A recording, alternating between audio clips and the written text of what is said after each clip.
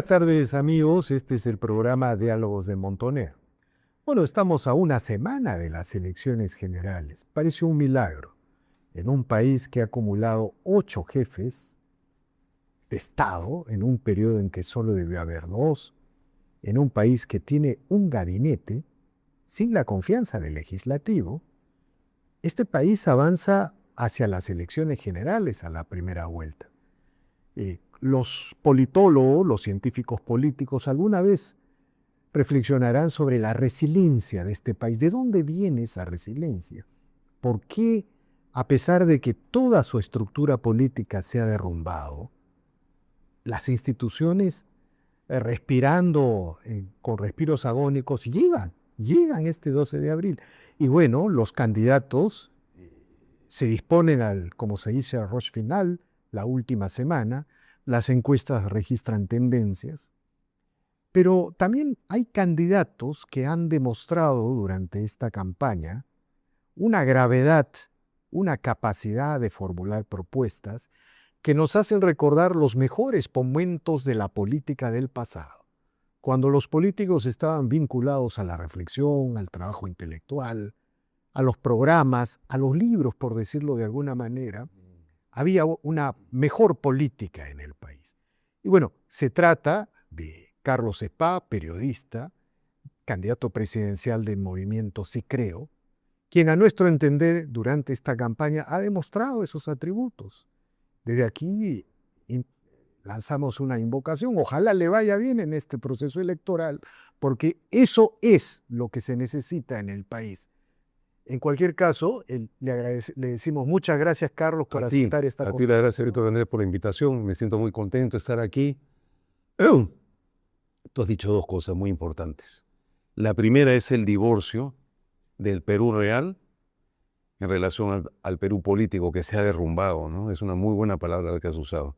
Es algo parecido a lo que ocurría en Italia en la década de los 80, 90, cuando caían los gobiernos y la economía italiana pues, prosperaba, ¿no?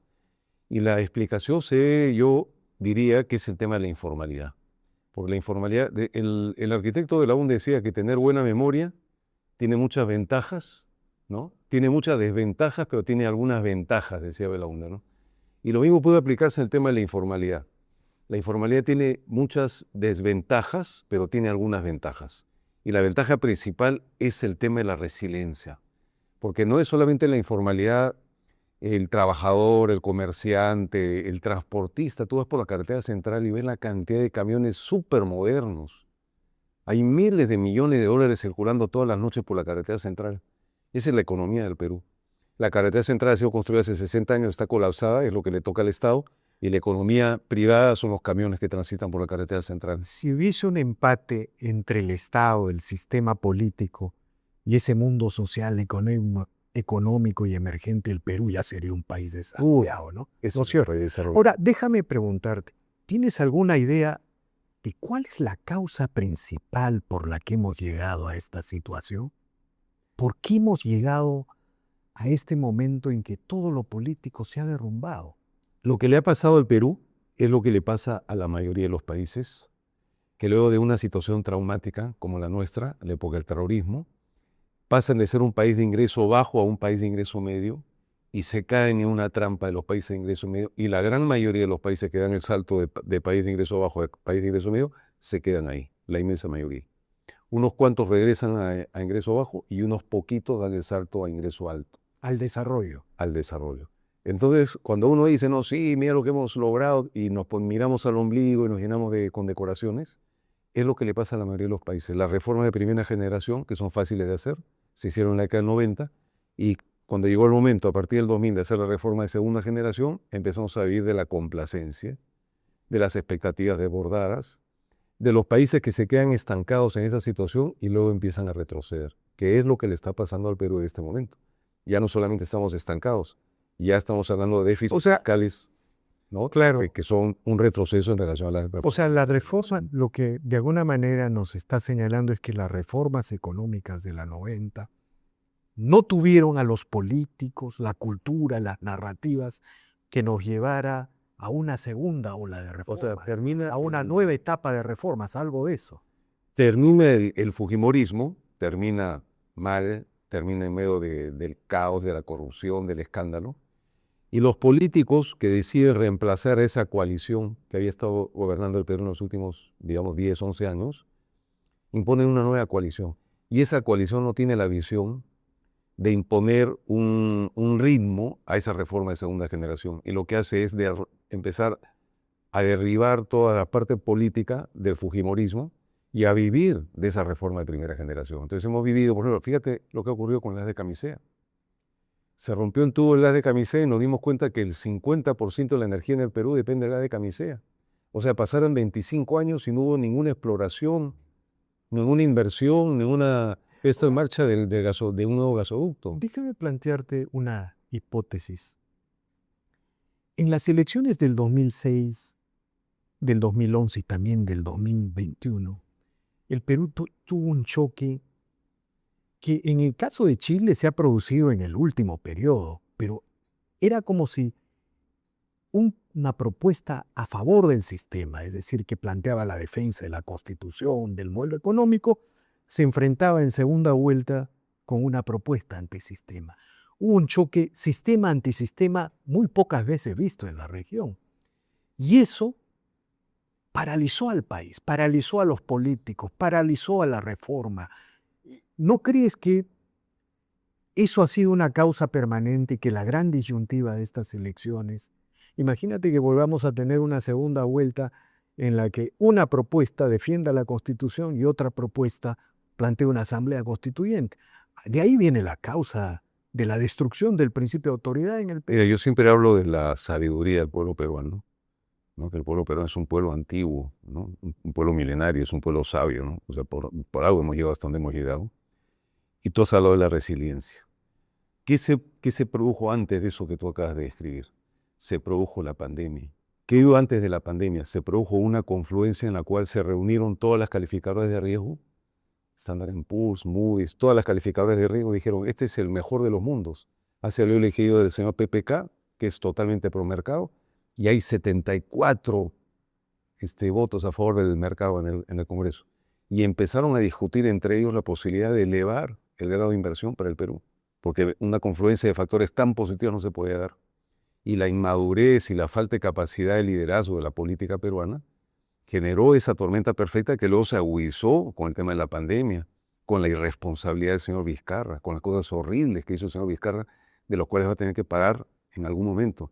De todos los políticos que yo conocí a lo largo de mi vida, de los políticos, no hablo de los terroristas, pero de los políticos, el peor de todas maneras es el señor Vizcarra, el nivel de cinismo que pudo haber llevado adelante. Y luego la complicidad para cerrar el Congreso y toda la cosa que tú conoces. Y entonces, y sin embargo el pueblo peruano se mantuvo resiliente. Se regresaron empezamos a retroceder en índice de pobreza y el sol siguió siendo fuerte.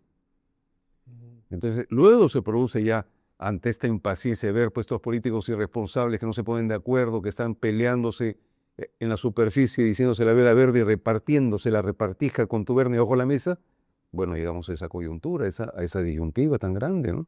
Porque también la gente también tiene un nivel de paciencia, o sea, la paciencia no es ilimitada. Por eso es que nosotros decidimos ingresar en la política. Nosotros, cuando salió elegido el señor Castillo, nosotros dijimos, acá no ha habido fraude. Nosotros no nos compramos la narrativa del fraude. Hubo irregularidades, las mismas irregularidades que cuando salió elegido Alan García. ¿Acaso Durre Flores no reclamó que había habido fraude y que ya no había pasado una vuelta? Las mismas irregularidades que reclamó Keiko Fujimori en relación a PPK. Entonces hubo irregularidades, porque este sistema está hecho para las irregularidades y para que el resultado sea muy amplio. Cuando el resultado es muy angosto, ahí vienen los problemas. Pero esa no era la explicación de por qué Castillo salió elegido. Castillo salió elegido porque había un hartazgo, un malestar de 25 años estancados en este hueco y con el modelo del chorreo que no le llega al 40% de la población. Permíteme preguntarte, con Castillo decían, el Perú está listo, vamos a plantear una frase un poco exagerada, un poco estirada, no exagerada, un poco estirada. El Perú está a punto de caer bajo el comunismo. ¿Tú crees que el Perú puede caer bajo el comunismo? Sí, yo sí creo. Yo por eso es que decidí ingresar en la política. Yo dije, mira, la inmensa mayoría de los peruanos no quieren estar donde estamos ahorita. Hay un número importante de peruanos que quieren dar un paso hacia adelante, hacia la reforma de segunda generación, a la prosperidad compartida. Y hay un número importante de peruanos que quieren dar un paso hacia atrás, hacia el comunismo, hacia Venezuela, hacia Cuba. Entonces nosotros tenemos que ser actores, dejar de ser simplemente veedores, ser actores para impulsar el cambio hacia adelante, ¿no? ¿Y por qué los peruanos, los jóvenes, deberían votar por Carlos Spa, que representa vamos a ponerle una geografía, ¿no? Una propuesta de centro derecha? ¿Y por qué no por Keiko Fujimori, por Rafael López Aliaga, Bueno, por por tres Carlos razones. Álvarez? Por tres razones. La primera razón, porque yo soy libre. Totalmente libre. Yo, como el 45 años de periodista, siempre he sido libre y creo que mis colegas periodistas me lo podrán reconocer. Y ahora como político en esta campaña electoral, me he mantenido absolutamente libre de todos los cantos de sirena, de todos los intereses que se te van acercando a los candidatos. Yo no creo que los otros candidatos tengan el nivel de libertad que tengo yo.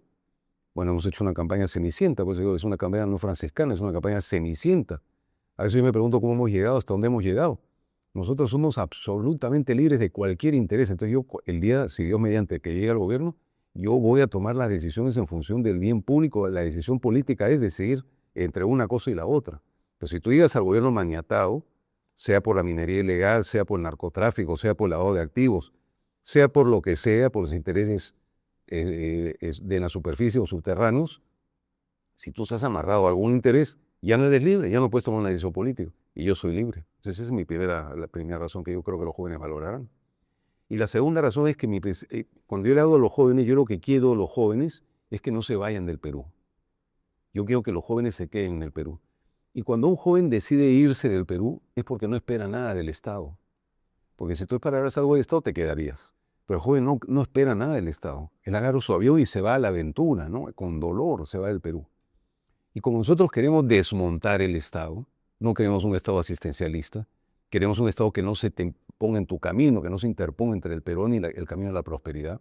Eso es un mensaje que los jóvenes también... Eso es algo que me ha llamado bastante la atención. Eres uno de los pocos candidatos que apunta contra este Estado burocrático, esta rémora. Totalmente. Estuve viendo unas cifras, la descentralización, más o menos entre el 2019 y el 2025 se han gastado como 302.000 millones de soles aproximadamente en las regiones, en proyectos destinados a agua, desagüe, carreteras, escuelas postales. Con ese gasto, el déficit se calculaba en 177 y picos mil millones de soles. Con ese volumen de gasto no debería haber ningún peruano sin agua potable.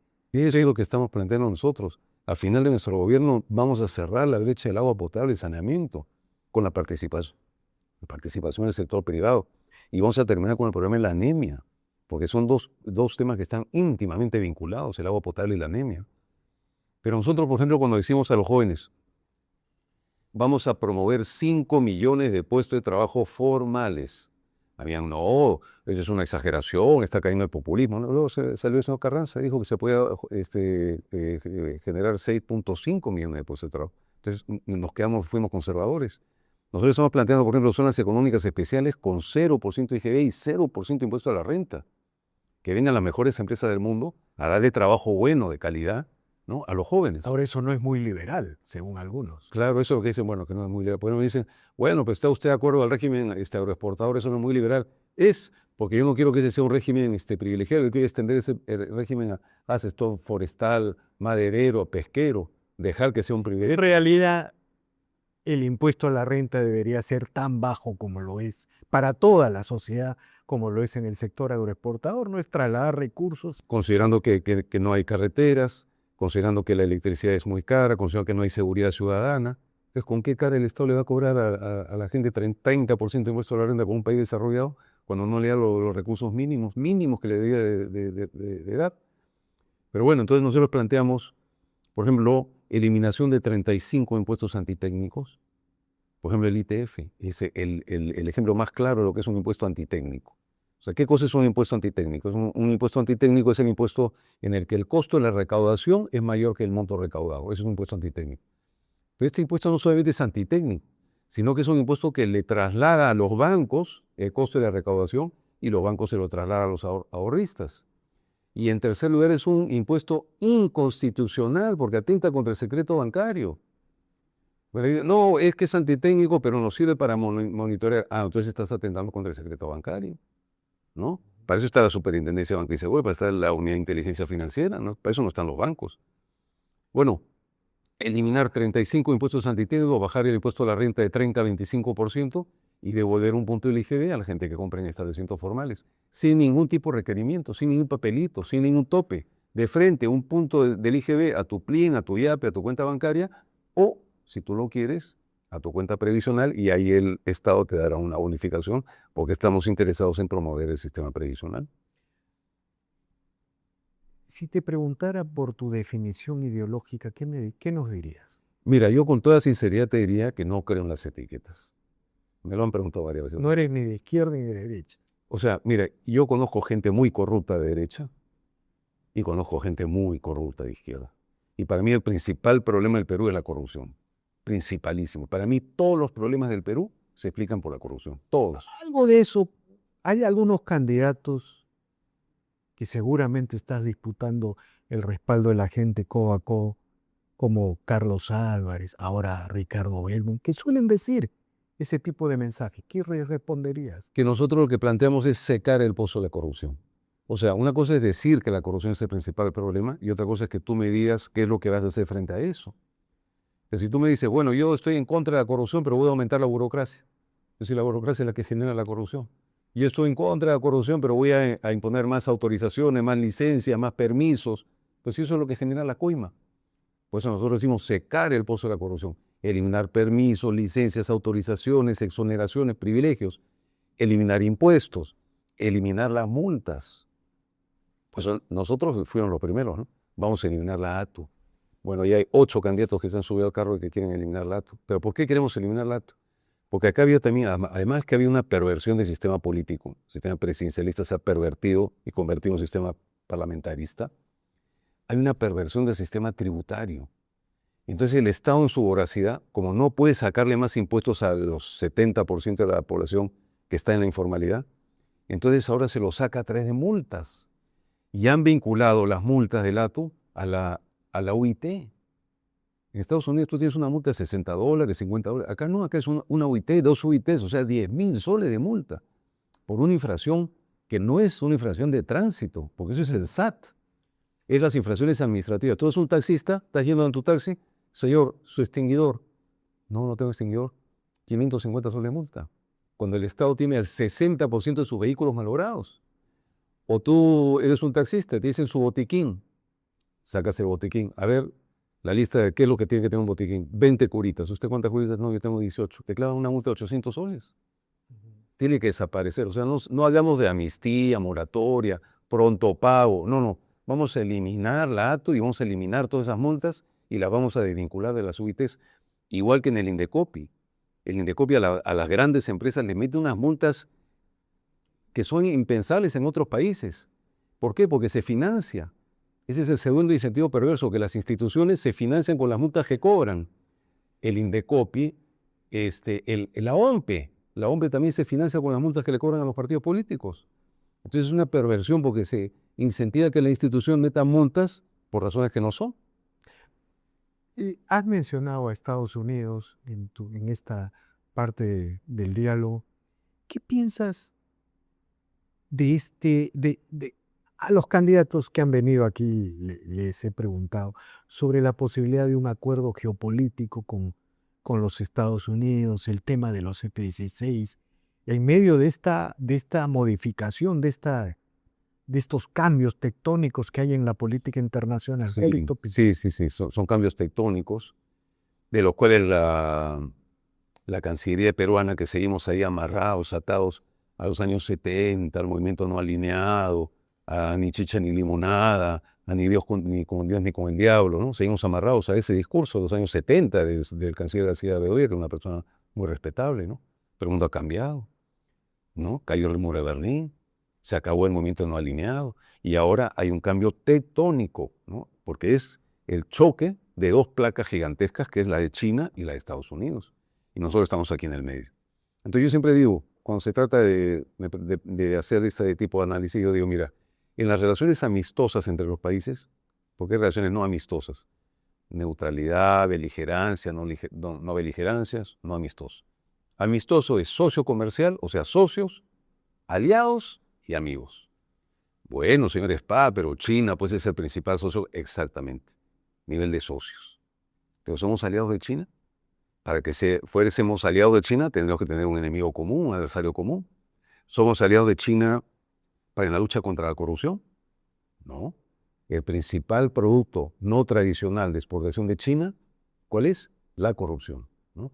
Pero yo siempre le digo al señor Xi Jinping, usted lucha contra la corrupción dentro de China, lo agarran al señor Hu Jintao en medio del Politburó, lo sacan en peso, desaparece el ministro de Defensa, desaparece el embajador chino en Estados Unidos, desaparecen hasta de Internet. O sea, señor Xi Jinping, usted lucha contra la corrupción en China, no exporte la corrupción al Perú, no nos mande pues una flota de 250 embarcaciones que apagan su GPS y entran como les da la gana en el Mar de Grau y se llevan la pota gigante. Y tienen los puntos suspensivos, por apandilleados con algunos personajes dentro del Perú, que cuando se malogran esos barcos en Paita o en Chimbote se los están arreglando.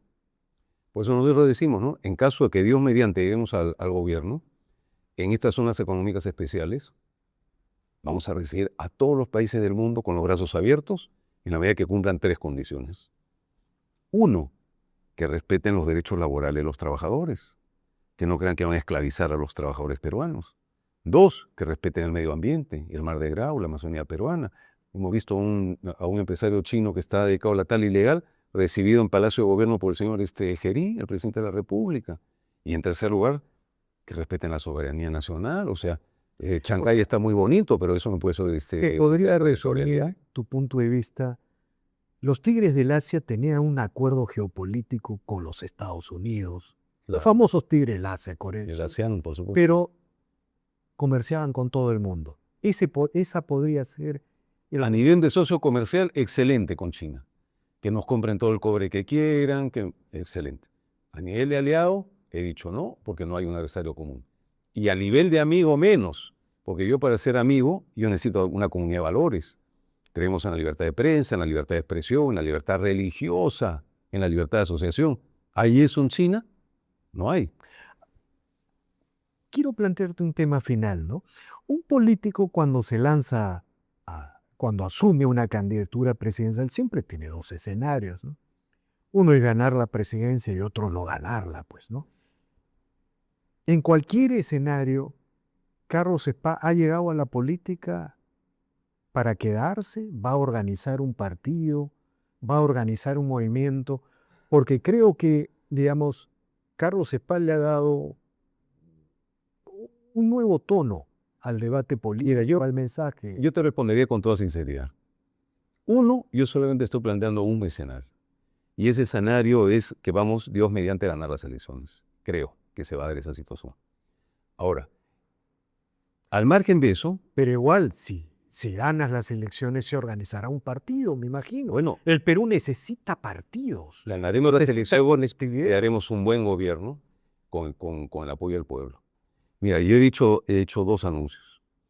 Si nosotros ganamos las elecciones, vamos a hacer un referéndum no vinculante con el teléfono celular. Está en nuestro ideario, ¿no? Queremos poner el Estado en tu teléfono celular. Vamos a hacer un referéndum, una empresa americana auditada por otra empresa americana, y le vamos a preguntar a la gente. ¿Está de acuerdo con esta reforma? ¿Está de acuerdo con que el Congreso se someta al control concurrente de la Contraloría General de la República? Vamos a ver qué cosa dice el pueblo. ¿Estás de acuerdo con eliminar los 100 millones de financiamiento público a los partidos políticos? Vamos a ver qué dice el pueblo.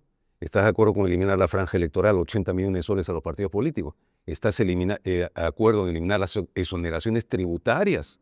Yo digo, a un trabajador honesto lo clavan con multas y con tributos, y a un partido político lo exoneran de impuestos. Bueno, le vamos a preguntar todas esas cosas a la gente. Es un referéndum no vinculante, y yo miré con mis 15 millones de peruanos detrás, que me han dicho que sí, al choque con el Congreso.